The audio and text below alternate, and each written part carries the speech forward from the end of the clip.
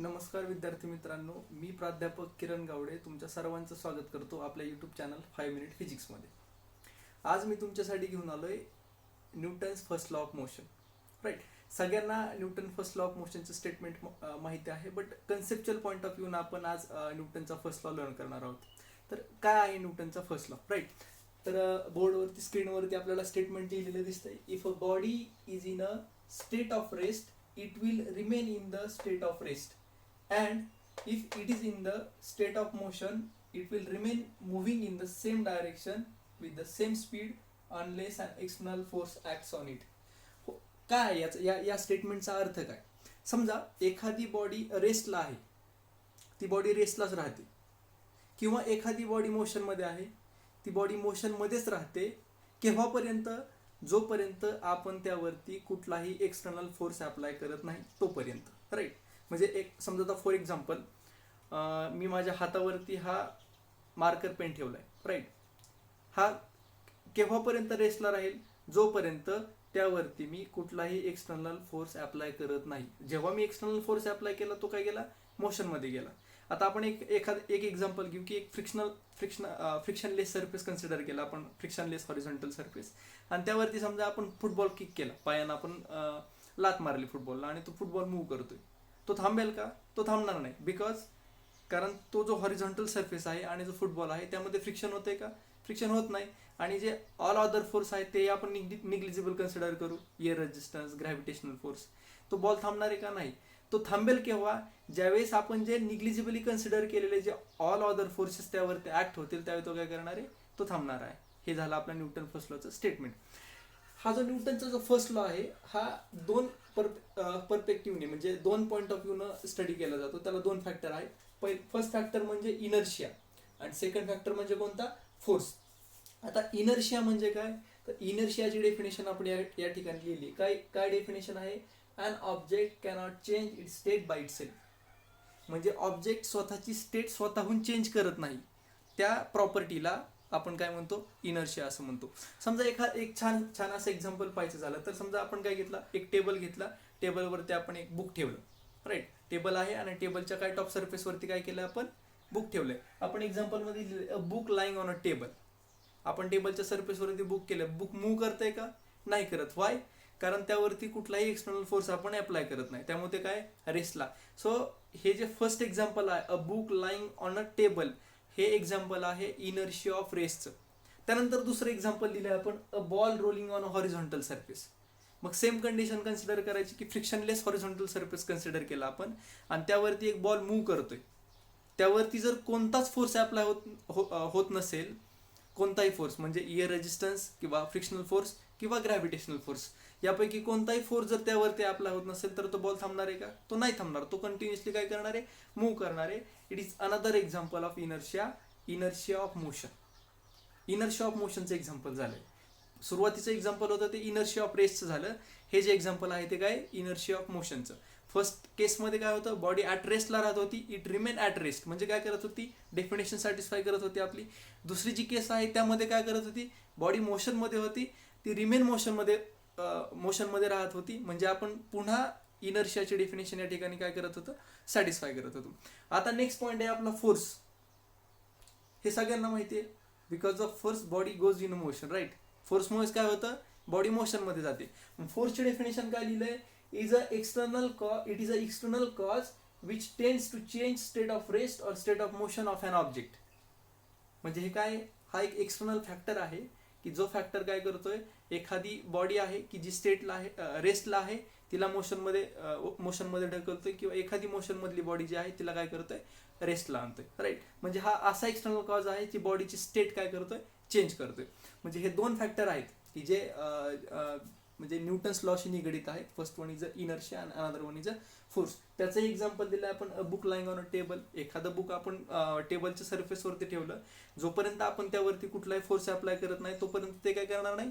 Move करणार नाही. Right, so म्हणजे हाच फॅक्टर आहे की फोर्स. राईट, आणि दुसरं एक्झाम्पल काय? Moving bicycle stop when a retarding force applied by breaks on it's wheel. आपण सायकल चालवते, फॉर एक्झाम्पल आपण ब्रेक्स अप्लाय केले सायकलच्या व्हील्सला. राईट, ब्रेक्स अप्लाय केल्यानंतर काय होईल? सायकल थांबेल. Right, retardation force. राईट. तर एखाद्या बॉडीच्या मोशनसाठी या दोन गोष्टी रिस्पॉन्सिबल आहेत. फर्स्ट वन आहे इनर्शिया आणि दुसरी आहे फोर्स. आपल्याला काय करायचंय, हा न्यूटन्स लॉ जो आहे हा थोडा एक्झाम्पल पॉईंट ऑफ व्ह्यू न समजून सांगायचा आहे तुम्हाला. तर आपण काही त्याचे एक्झाम्पल्स पाहूयात. तुम्हाला मी आणखी एक्झाम्पल्स सांगतो.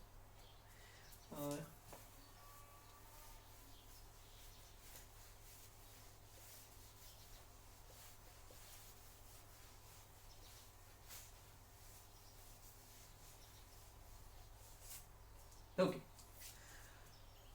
फर्स्ट एक्झाम्पल असं आहे. समजा एक्झाम्पल 1. समजा आपण ही एक डायग्राम कन्सिडर करू.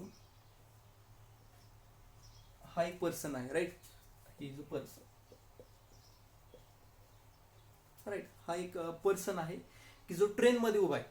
ट्रेन मध्ये काय केलंय त्यानं, उभा केलंय आणि वरती जे हँगर आहे त्या हँगरला त्यानं काय केलंय, पकडलंय. ट्रेन मध्ये उभा आहे तो आणि त्यानं काय केलंय, हँगरला पकडलंय. आणि काय झालं, ट्रेन सडनली मूव्ह झाली. ट्रेन काय झाली, ट्रेन मूव्ह सडनली. ज्यावेळेस ट्रेन अचानकली मूव्ह झाली त्यावेळेस त्या पर्सननं काय एक्सपिरियन्स केलं की तो काय केला, बॅकवर्ड डायरेक्शनला फॉल झाला, राईट. बॅकवर्ड डायरेक्शनला मूव्ह झाला. हे का झालं, कारण हा जो पर्सन ट्रेन मध्ये उभा होता त्याचा जो हा लोअर बॉडी पार्ट होता, लोअर बॉडी पार्ट हा काय होता, ट्रेनच्या कॉन्टॅक्ट मध्ये होता. त्यामुळे ट्रेन ज्यावेळेस मूव्ह झाली त्या ट्रेननं ती मोशन कशाशी शेअर केली, हा जो लोअर पार्ट आहे बॉडीचा त्याबरोबर शेअर केली, राईट. म्हणजे जशी ट्रेन मूव्ह झाली तसं तो लोअर बॉडी पार्ट काय झाला, मूव्ह झाला. बट अप्पर बॉडी पार्ट काय झाला, तो त्याच्याच जागेवरती राहिला, आहे तसा, म्हणजे आहे त्याच जागेवरती राहिला. त्यामुळे काय झालं, फक्त ट्रेननं जी मोशन शेअर केली ती कोणत्या पार्टशी शेअर केली, लोअर पार्टशी शेअर केली. आणि अप्पर पार्ट जो काय तो जागेवरती राहिला. त्यामुळे बॉडी काय झाली, बॅकवर्ड डायरेक्शनला मूव्ह झाली. This is the example of inertia, right. Newton's first लॉचं एक्झाम्पल आहे इनर्शिया ऑफ रेसचं. की काय होत आहे, बॉडी रेसलाच राहते जोपर्यंत त्यावरती आपण फोर्स अप्लाय करत नाही. जसं की अप्पर बॉडी पार्ट वरती फोर्स अप्लाय केला नव्हता त्यामुळे तो काय झाला, बॅकवर्ड मूव्ह झाला. कारण त्यानं ती मोशन शेअरच केली नाही की जी ट्रेनची जी मोशन आहे ती अप्पर बॉडी पार्टने काय केली नाही, मूव्ह केली नाही. समजा आपण एक दुसरं एक्झाम्पल पाहू, सेकंड एक्झाम्पल पाहू. समजा आपल्या घरामधलं हे कर्टन आहे, एक पडदा आहे, राईट. हा पडदा आहे आणि तो अशा रूमचा पडदा आहे की ज्या रूमची स्वच्छता खूप दिवसांपूर्वी केलेली. तर या पडद्यावरती डस्ट पार्टिकल जमा झालेत. या पद्धतीने काय झाले, त्यावरती डस्ट पार्टिकल जमा झालेत. आणि आपण खूप दिवसानंतर त्या रूमला व्हिजिट केलं आणि आपण हातामध्ये एक स्टिक घेऊन आलो, एक काठी घेऊन आलो, राईट. आणि त्या काठीनं आपण या पडद्यावरती मारलं. समजा ही काठी आहे, राईट. हा पडदा आहे आणि ही स्टिक आहे, राईट. या स्टिकनं आपण या पडद्यावरती मारलं. समजा या पोर्शनवरती मारलं. आपल्या असं लक्षात येतं ज्यावेळेस आपण या पोर्शनला हिट करतो with the help of stick, आपल्या असं लक्षात येतं की या ठिकाणचे डस्ट पार्टिकल काय करतायत, फॉल होते, पडतायत खाली. पण या ठिकाणचे पडत नाहीत, या ठिकाणचे पार्टिकल पडत नाहीत, या ठिकाणचे पार्टिकल पडत नाहीत, किंवा या ठिकाणचेही पार्टिकल पडत नाहीत. या ठिकाणचेच का पडतात, कारण ज्यावेळी स्टिक आपण यावरती मारली, या पडद्यावरती मारली, त्यावेळी त्या ठिकाणी जे पार्टिकल्स होते ते पडद्याबरोबर कशामध्ये आले, मोशन मध्ये आले, राईट. आणि मोशन मध्ये आल्यामुळे ते मूव्ह झाले. पण हे जे पार्टिकल्स आहेत हे कसे राहिले, they are remain at rest. हे आणखी एक एक्झाम्पल झालं. आणखी थर्ड एक्झाम्पल मी तुम्हाला सांगतो. समजा हा ग्लास घेतला आपण, राईट. किंवा एखादा छोटीशी बादली म्हणू आपण त्याला, बादली घेतली आपण एक छोटीशी, राईट. आणि या बादलीच्या सरफेसवरती आपण एक स्मूथ कापड म्हणण्यापेक्षा एक कार्ड ठेवला आपण, एक स्मूथ कार्ड ठेवलं, राईट. एक स्मूथ कार्ड आपण ठेवलं त्याच्यावरती. आणि या स्मूथ कार्ड वरती आपण काय केलं, एक कॉइन ठेवला. हे कार्ड झालं स्मूथ कार्ड ठेवलं. हे फेसल झालं. आणि हा झाला वरती ठेवलेला आपण coin, right. Coin, smooth card आणि वेसल, राईट. आणि काय केलं आपण, with the help of hand, आपल्या हाताच्या सहाय्यानं काय केलं आपण, हे जे कार्ड आहे त्याला फ्लिक केलं, राईट. आपण त्यावरती फोर्स अप्लाय केला. ज्यावेळी आपण त्या कार्डला फ्लिक केलं त्यावेळेस आपल्याला असं लक्षात आलं की हा जो कॉइन आहे हा कशामध्ये पडला, फेसलमध्ये पडला, तो कार्ड बरोबर मूव्ह झाला नाही. त्याचं रिझन काय? कारण हा जो फ्लिकरिंग फोर्स आहे, आपण जो हाताने जो अप्लाय केलेला फोर्स आहे, मोमेंटरी फोर्स, राईट, हा मोमेंटरी फोर्स या कार्डवरती अप्लाय झाला.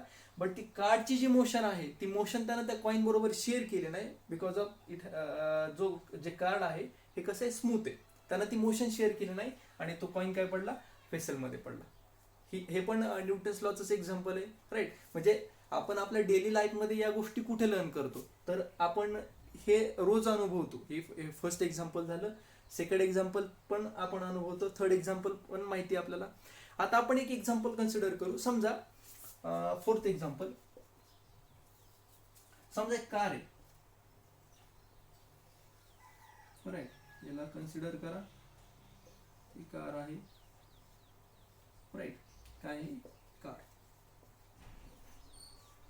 राईट, ही कार आहे. आणि कारमध्ये ड्रायव्हर बसलेला आहे की ज्यानं सीट बेल्ट वेअर केलाय, त्याच्या शेजारी एक दुसरा माणूस आहे, तोही बसलेला आहे. आणि कार काय करते, फॉरवर्ड डायरेक्शननं मूव्ह करते. या डायरेक्शननं कार काय करते, मूव्ह करते.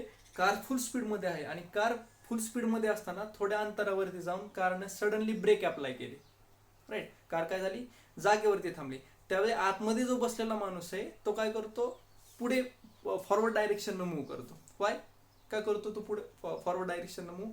कारण ज्यावेळेस कार मोशनमध्ये होते त्यावेळेस ती त्या पर्सनची जी बॉडी आहे ती त्या कार बरोबर ती सुद्धा मोशनमध्ये होते. आणि ज्यावेळेस कार सडनली ब्रेक अप्लाय करतं त्यावेळी ती काय करते, मूव्ह करते.